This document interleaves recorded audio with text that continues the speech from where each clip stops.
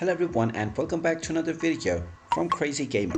In this video, I'm going to show you how to fix your age on Among Us. So let's get started right away. Now if you open up the Among Us game and check in within the settings, there is no option to edit your age, as you will be asked to set up your age the very first time you sign into your game. So if you have already set up your age and you wish to change this later, you will need to log out from your current account first. So long press on the Among Us game first and tap on the info button. From the application info page, first of all tap on force stop at the bottom right corner to stop the application by tapping on OK. Then scroll down and tap on storage, and from the storage menu tap on clear data at the bottom left corner to clear all of the user data for the Among Us game. Once this step is completed, open up the Among Us game once again, and now your game will start from the very beginning and you will be able to sign in to your account once again. Now after signing into your account, you will be allowed to set up your age once again.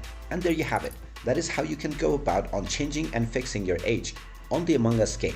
If you find this video helpful, make sure you hit that like button and subscribe to our channel if you haven't done so already. Also ring that notification bell to never miss another update from us. Thank you for watching and I will see you again in the next video.